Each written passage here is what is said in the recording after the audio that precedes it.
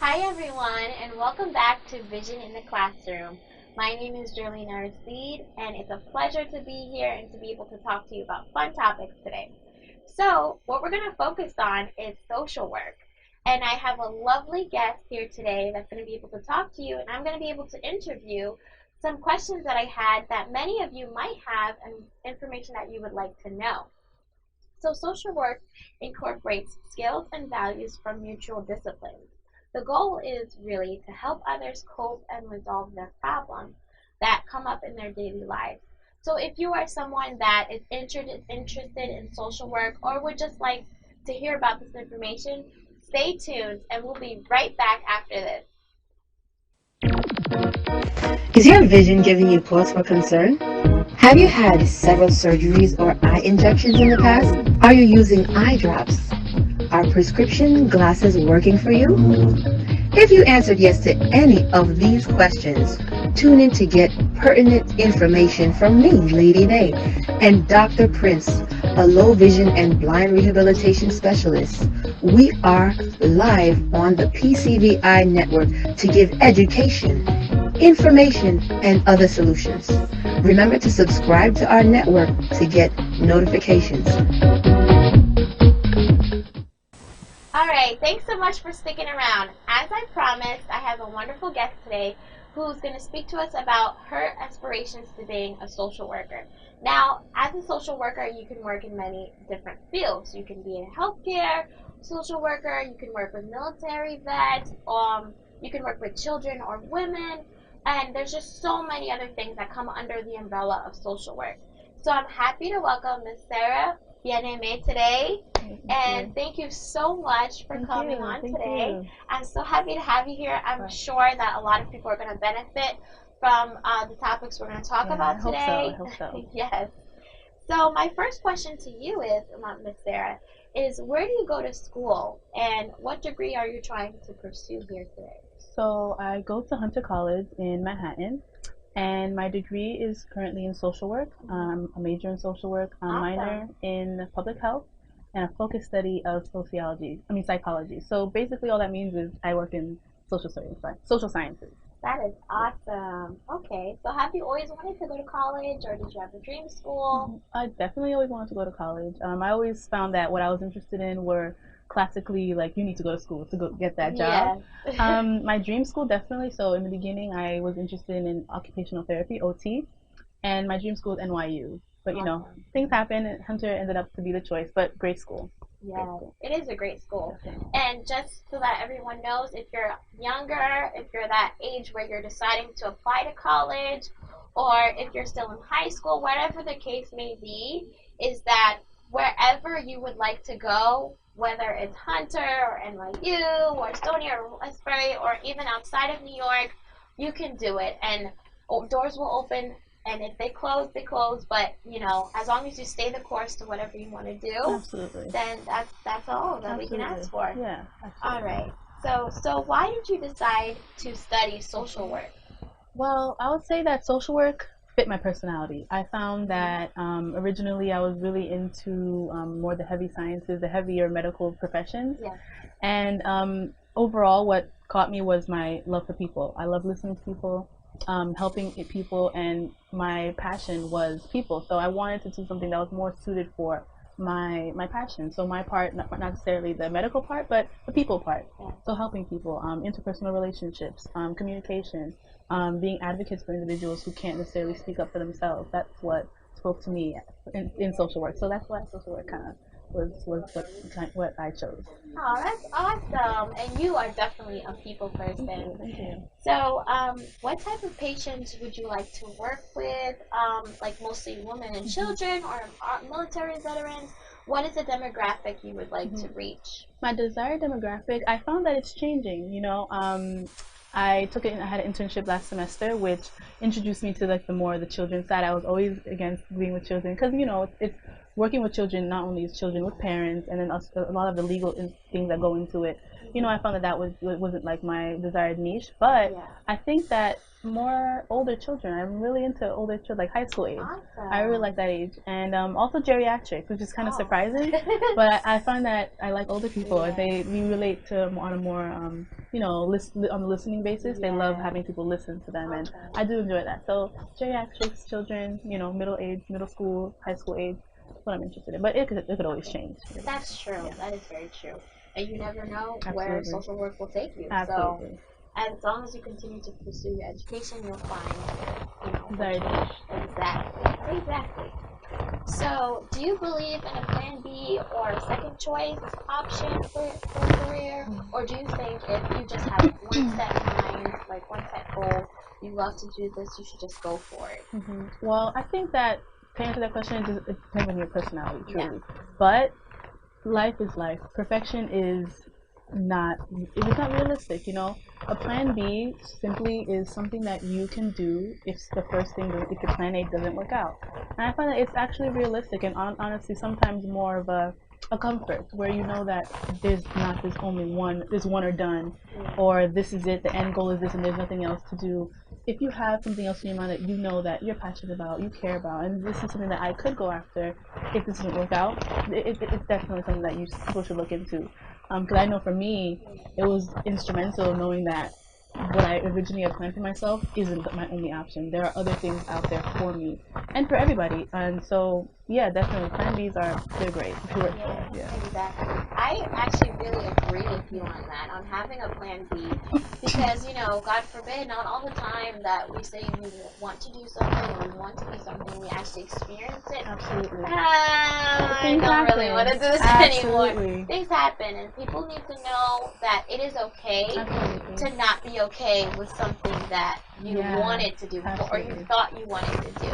Things change all the time. Absolutely. Science evolves, people evolve. Yeah. The world is always life circumstances, evolving. Things happen, family life in general. Exactly. It changes, and you should be because life changes. You should be flexible in that aspect of if this doesn't work out, I am not lost. I am not like in this pit of like, oh my goodness, what to do. You have other options, and that's why I think plan Bs do work for that. Especially as a student, if you are pursuing something that you have a passion for, but you found something that you love greater. Absolutely. It's okay to derail and go ahead and pursue that you love. Absolutely. I would rather work in something that I love than something that I like. Absolutely. So I think it's to say like success isn't linear. Like it's not just a straight line of okay, this is it and this is it. It's multifaceted. You can do more than just one thing. Exactly. So, how do you like your coursework and your experience so far as an undergrad in Hunter College? So, Hunter College is a special school. I'm sure all the college students out there will agree. Like, college is an experience, and particularly because of my major, social services, social sciences. It's a lot of paper writing. It's a lot of reading. There's a lot of time dedicated to text and interpreting text and putting those ideas and those theories into your own words. And a difference from more the natural sciences where it's paper, not even paper, it's multiple choice and memorization and things of that nature. You have to really set aside time to write and to understand and to be able to express what you've learned into your own words and apply it to whatever you're researching. So I find that for my coursework, the struggle is getting things done in a timely manner. Procrastination is your worst enemy. Getting things done in a timely manner because it is very paper writing heavy. Your courses require so much time just to read, So I think that's something I definitely would say. Like it's really challenging to get to that point. Not impossible, but challenging. Okay, awesome. So, are you thinking of furthering your education and gaining multiple degrees, or would you just like to experience the field with your bachelor's degree after you graduate? So I absolutely do want to further my education. In this day and age, to practice social work, you do need you can practice your BSW, but your MSW will further your opportunities. What's an MSW? Your MSW is your Master's in Social Work. Gotcha. BSW is Master's in Social Work. Okay. Yeah. So I have my degree in sociology, particularly. So it's not even that I can go into. I need to go into further to I get my master's and get my MSW in order to practice social work. So that's something that I really do want to further and do. Okay, awesome. Sounds great. I'm sure you'll do awesome. Thank you very much. Fingers crossed. So, as a young adult, what would you say is the hardest aspect of undergraduate education? Well, I think that because I still live with my parents and I have a big family, a lot of it is working between, being an adult because you have to go to school, you have to be on top of your work, you have to make your schedule and be time efficient, and also still living with, your parents, especially as, we're Haitian. It's very, very, I would say it's tricky, or more like you have to work within that realm of being an adult in the real world, because you have to handle your business and be on top of your own work, but at the same time working in the dynamic of a family, being able to communicate with people, where you're going to be, what you're going to be doing, and those things, that push and pull of being an adult, but also being held accountable for your behavior as a family, as a part of a family unit. So that would be something that is tricky, I guess. Yeah, especially like if you're a student who commutes, if you're a commuter and you live at home, or if you decide to dorm on campus, whatever the case may be, there's always a balance that you have to try. Balance Yes, key. it's key because, like you said, at home you have to balance still being a member of the family. Absolutely. And you have to continue your duties as a family member, whether it's certain chores or whatever you got to do. And also, when you live on campus, you're now taking care of yourself solely. So, and especially if you have a roommate, if you live on campus, you have to take that into consideration. You have to take all those things into Exactly, and you have to take someone else's feelings, especially if you don't know the person. Absolutely. It's going to be a completely new experience for you. Yeah, living with somebody, Exactly. aside from the people who are your blood relatives, like that's a shock in and of itself. So that balance of whatever your situation. I commute because Hunter is in the city. I commute every day, so it's something that you have to take into account. I'm still part of my family. I still live in that house.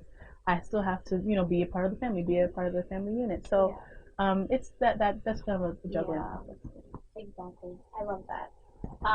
Do you think there's enough female representation within that field, or do you think there needs to be a change? Or do you also think that there needs to be more diversity? I would say that within social work, from what I've seen, I've had a lot of professors who are social workers who teach. It's predominantly female. I would say that diversity is something that I would like to see more of. We are socialized to be more of the caregivers, and to be the people who are so affectionate and who care and who take care of others, which is not a problem, in my opinion. But to see that in males as well, where it's okay to be somebody who takes care of others and to take other people's feelings into consideration. I would like to see that more diversity in the field, definitely. But it is definitely a woman-dominated field. Not a problem, but definitely a woman-dominated field. And I see that a lot. Okay. And in terms of demographic and culturally, do you think there is enough diversity there, or does there need to be a change? What do you think? I find that in regards to at least the type of women I see who are social workers, there is diversity. Okay. Because there's diversity in the roles people play in social work as a field. Where people work, it would be in schools, on the administrative side, hospitals, the more medical side. You see different types of people in those settings predominantly, and I find that part is pretty diverse from what I've seen so far as an undergrad. Okay, all right. So how do you think your decision to pursue your education after high school, how do you think that has changed you as a person? Well, definitely, the whole college. Not even I'm gonna even say what I chose to do as a major, but like the whole college process. It taught you how to be responsible predominantly. You're high school, you do your schoolwork and you go home, you do your sports or whatever, but being responsible for your success in essence, because you are planning your future. Yeah. You are setting forth some boundaries for yourself in regards to what you want to do, what you want to see in regards to campus life. Yeah. For me, for example, I had the option of commuting, so I knew what exactly I was looking for in that regard, and that put you in a mindset of kind of being an adult. Yeah. Out being a 17, 18-year-old, looking into what you plan on doing for the next like 4 years of your life, usually for an undergraduate. It really does put you in a space of planning out your future and setting goals and being responsible. So I feel like that's something that really, it's good for people to do, definitely. Yeah, I think so too. It's more like the experience that shapes you absolutely into being a young adult. That experience definitely because shapes you. when you're 18, they say you're an adult, but Yeah. are you really? Are you really? Are you really? Are you really? Especially in a Haitian household. Are you really? Are you really? I feel like it's more of the experience. The experience that opens your eyes. It matures you. Yeah, it makes you see things not as like face value, but there's more to it. Right. Speaking to people on the phone, following over individuals, because now you realize that the world doesn't revolve around what's going on in front of you, but there's offices and administrators and people working under people. It's you see that. You see those structures start to play a part in like your experience. And it makes you more structured as a person. Mm-hmm. It gives you, I think the college experience gives you a certain schedule, a pattern that you can really stick to. And if you continue to excel in, scheduling and being on time with your assignments, and especially for social work, because you have tons of assignments, I'm sure, right? Absolutely, yeah. Yeah, that you need for social work. Yeah. So if there's anyone out there who is deciding to go to college, deciding to do social work, just know that it's not easy, as Ms. Sarah has said, and I can attest to that also, but it's definitely doable. Just stick to a schedule, stick to a plan, go over that with your advisor. Discipline, 100%. Discipline. You need it. And the experience will shape you. Just remember that no matter what you're going through, you're being taught a lesson right now. Absolutely. So I have another question actually for you is, what do you hope to change in your community or in your environment that you're in now by becoming a social worker? I find that my top priority is kind of proving people wrong. In my endeavors to become a social worker, I found a lot of people were not necessarily discouraging me, but had lots of negative opinions on social work in general, on the field, my choice to do that. And I want to be the example of, it doesn't have to be that linear experience. It doesn't have to be this negative thing. It's what you make of it. A lot of times, because it's a field where you work with people and you have to work in tangent with policy and family, and not just what I want for a patient or a case. It's not ideal. You're frustrated often, but it's rewarding. Helping people, being there for people is a strength, and caring for people is a strength. And I want to be I want to show that it's okay to helping people and being that for people is a strength, and you can be successful and happy and fulfilled in a field like that. So that's what I want to do in my endeavors to become a social worker. That is awesome. Yeah. So I'm pretty sure you're gonna change the world. I hope so. I really hope so. I hope so. Or at least change some minds. I think that if it starts there, changing some minds. If it's not necessarily you completely don't believe that social work is a fulfilling career, you may see that no, you can make changes and you can be you could make some substantial lasting impact on people's lives in a positive way, and that's all I could ask for in that field like that. So exactly. The first step is educating yourself. Definitely. Getting out there, knowing what you need to do in order to become a social worker or in order to become an educator, whatever you would like to do. Educate yourself. Make sure you know the plan. Make sure you know the schedule. Nothing is going to just come to you like that. Yeah. So, do your research. Do your research. Yes, absolutely. Do your research. Right here, we're here to be informative, and I'm so happy that you're here today also. Thank you. And I just have one last question. If you could say a few words of advice to anyone thinking of being a social worker Mm-hmm. or pursuing a college education in general, Mm-hmm. what would those few words be? Well, I think we touched upon it earlier. Discipline. It is imperative that as a person going to college, regardless of the field, that you have discipline. That you put time aside to do your work and to do it well. Yes. We could really rush through things and just go through the movements and the moments, but having discipline and being like thoughtful in what you do, Mm-hmm. setting down narrative like we're getting this done in this time frame, and then we're gonna move on. Because life is funny. Like you may feel stuck sometimes, but life is going on as you're working through these things in your mind. So you have to move with life. Being flexible as well is something that I would say. Being Oftentimes we have these ideas of what we want for ourselves, and not necessarily giving up, but being able to realize when it may not be working out, and it's okay. Yes. It is okay to Yes. move forward, not move on, move forward with your life, and move around and see what does work for you, because that is oftentimes it doesn't work out. It's not like that linear, like, okay, one and done, we got it, but we have to go around and do it a few times and find your way. So I feel like don't get discouraged. Find that group of people. It could be family, friends, loved ones. Find those people that encourage you and who push you forward in in your life and in your endeavors and your goals. And having good people around you. Finding those things that make you happy in between, like being in school, like finding things that make you passionate. And having faith, regardless of what it is you have faith in, having faith in that it will work out for me, regardless of where I end up. I will be in a place where I'm happy, content, and fulfilled. So I feel like that could be. Those are some words I could use. I'm like going through it right now in college. Because it's an experience. It's an experience. It's an experience. That was beautiful. Thank you. Oh man, I completely agree with you. And I just want to thank you so much for coming today. Thank you for having me. Thank you for having me. No problem. And shedding some light on what it is about being a potential social worker, college education. If you have any questions, feel free to comment on the video below, or you can call into the PCBI network. I would like to leave you with this, is that there's also 3 links that we have linked down below on this video, as well as on the video, that you can see whenever you have time. If you're someone who's interested in social work, or if you're someone who is actually a social worker and would like to continue their education, whether it's getting a master's, a doctoral degree, whatever it is, there are 3 links. One of the websites is the Bureau of Labor Statistics. It provides a summary of exactly what social work is and what social workers do, and some quick facts on the career. There's also a New York State guidelines website on how you could become a social worker.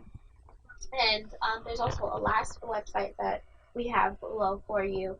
It's the Association of Social Work Board, that can give you license requirements and guidelines and examination regulations for social work.